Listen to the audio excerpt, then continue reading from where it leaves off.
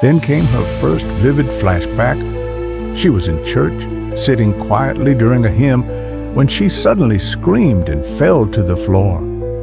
She had seen the woman from the car, this time holding something sharp. Welcome to True Crime, True Justice, where real stories meet raw truth. We uncover the hidden, the shocking, and the untold moments that define justice in our world. If you're drawn to the power of truth and the weight of real consequences, you're in the right place. If you are new to this channel, please subscribe, like, and hit the bell icon. Thank you. 17-year-old Esther Oladele had one goal: to pass her JAMB exam. For her, it wasn't just a test. It was the gatekeeper to a new life. It meant university. It meant dignity. It meant she could finally repay her mother's endless sacrifices. It was her key to becoming someone more than just another name in the long list of Nigeria's forgotten youth. In their cramped one-room apartment in K2, Lagos, Esther studied late into the night. She sat on a worn wooden stool, her notes spread out over a mat, while a candle flickered beside her. Electricity was unreliable, and candles weren't cheap, but she used them sparingly, stretching every resource like her mother stretched every naira. Her textbooks were borrowed from a neighbor, and many of her notes were copied by hand from YouTube lessons watched in noisy cyber cafes when she could afford the time and data.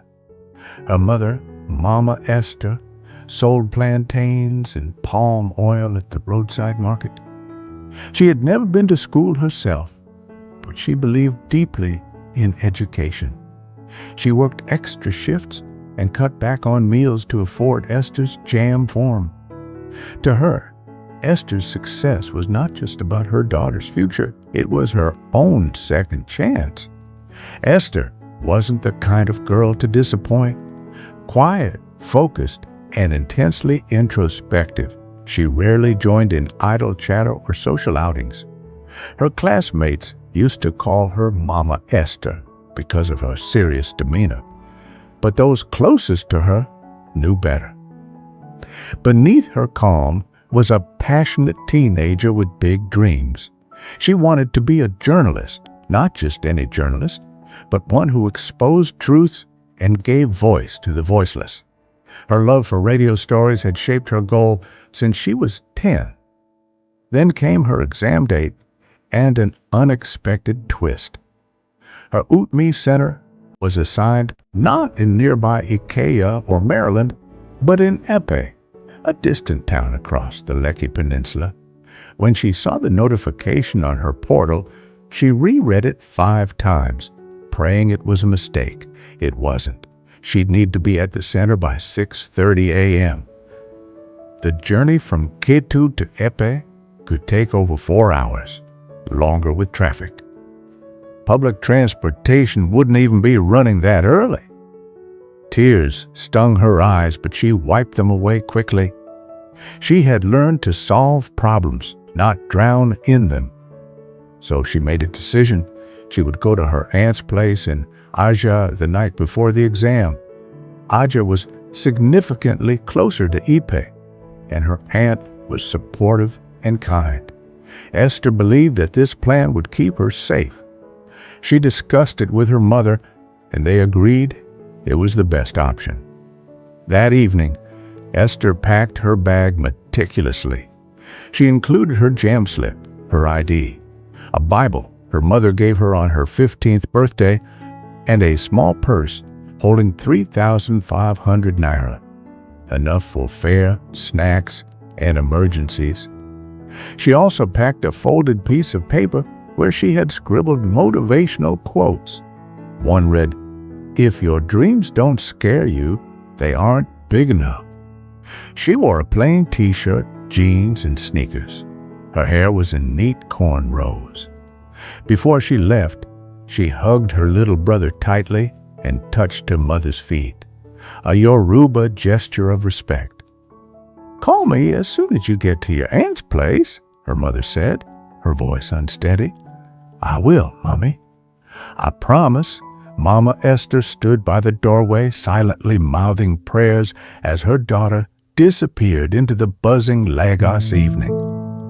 The Ketu bus park was chaotic as usual.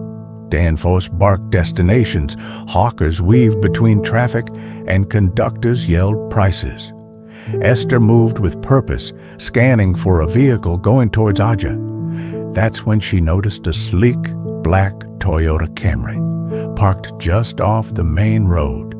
The driver stood beside it, clean-shaven and well-dressed, wearing a cap with a small gold emblem. He was talking to a man and a woman already seated inside. He turned to Esther with a polite smile. "Going Ajah?" he asked. She hesitated. The car didn't look like a commercial cab, but it wasn't unusual for people to use private vehicles for commercial purposes, especially in Lagos. The driver's tone was respectful. The woman in the back looked asleep. The man beside her wore sunglasses and seemed uninterested. She was tired. The Danfoss were noisy and full. Against her better instincts, she nodded and got in. The car pulled out of the park smoothly. At first, everything seemed normal. They passed Berger, then Ojota, but then Esther noticed the air inside the car felt off. The smell was too sweet. Her eyes started to sting. Her head felt light. The woman beside her, supposedly sleeping, hadn't moved an inch, and the man in sunglasses was watching her, not directly, but through the rearview mirror. His eyes were locked on her reflection. Panic set in. Her pulse quickened. She reached for her phone, hands trembling. Her vision was getting blurry. She opened WhatsApp and typed a message to her brother. "I'm scared. I think I entered the wrong car. My eyes are itchy and I feel sleepy." She pressed send. Then, darkness. When her brother got the message, he didn't hesitate. He called. Once, twice, no response. Then the phone went off. He ran to his mother, phone in hand, panic rising in his chest. Calls to her aunt confirmed the worst. Esther never arrived. By 8 p.m., her photo was circulating online. Her brother's tweet was reposted thousands of times. "My sister is missing. She was going to Ajah. Please help." Hashtags emerged. #, find Esther. #, JAMB, student missing. #, safe education now. By midnight, volunteers had begun organizing search teams. Police were notified. A local journalist picked up the story. Blogs reposted it. Some Twitter users claimed to have seen her at the Ketu Park. Others said they recognized the car. None of the leads checked out. That night, Esther's mother stayed awake by the window, her rosary in one hand, her daughter's exam slip in the other. Every vibration from her phone made her flinch. But there were no updates. The sun rose and still no Esther. 6:30 a.m., the exact time she was supposed to be at her UTME center, passed silently. Her seat remained empty. Her name was called at the center. No response. Elsewhere, in a dusty part of Ijebu Ode, over 100 kilometers from Lagos, a girl stumbled into view near a fuel station. She was dirty, disoriented, and mumbling to herself. Her backpack hung from one arm. A petrol attendant tried to talk to her, but she seemed detached. He offered her water. She took it with shaky hands and whispered, "Where am I?" That question would haunt many people for days.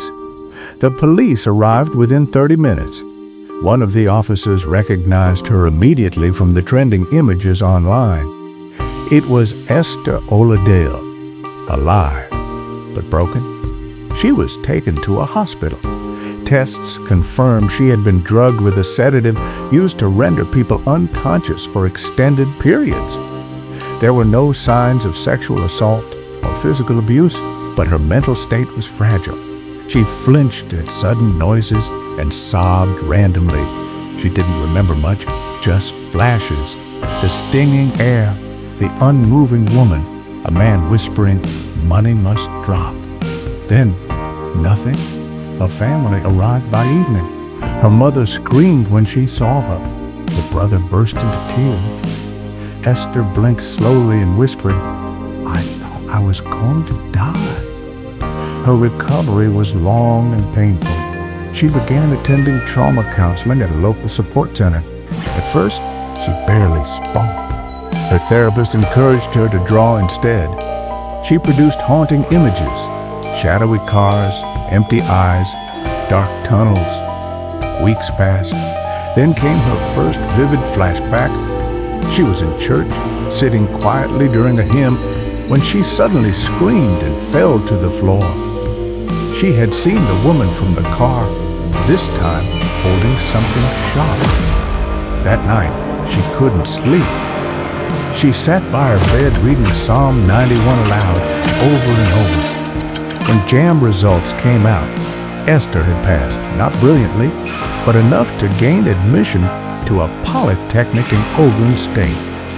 She hesitated, but her mother insisted, "You're still alive. That means God is not done with you." Esther resumed classes with intense fear. She avoided crowds. She never entered unregistered vehicles again. Her uncle escorted her to school weekly. She carried pepper spray and installed tracking apps. One day during a journalism lecture, her lecturer, an ex-investigative reporter, told the class, "Some of the best stories come from pain." Esther raised her hand. Her voice trembled. "What if the pain isn't over yet?" The lecturer paused, then said, "Then your story is still being written." Months later, Esther started a podcast. She called it Esther's Echo. Each episode featured survivors of abduction, assault, neglect. Her own story aired first. It went viral. Within months, she had over 30,000 listeners. She began receiving messages, girls thanking her for giving them the courage to speak, parents thanking her for helping them understand their daughter's silence. Her story sparked debate across Nigeria. Why were fitness centers so far from students' homes? Why were safety measures not prioritized for underage candidates? For weeks, talk shows debated it. JAMB issued a press release. The education ministry promised a review. Then the headlines faded, as they often do. But Esther never forgot. She carried the memory with her, not as a burden, but as a beacon. At a student safety seminar, she once told a room full of parents, "I did everything right. I told someone where I was going. I kept my phone charged. I believed I was being smart." And still, it happened. Because in Nigeria, being careful is not always enough. The silence that followed was heavy. Today, she is in her second year of mass communication. She still draws, still prays, still looks over her shoulder sometimes, but she keeps going. Because once she took the wrong ride, and it almost stole her future, but she survived. And now she speaks, so others might too. If you found this story haunting and real, please like, share, and subscribe. Help raise awareness about student safety and the real risks they face in their daily lives.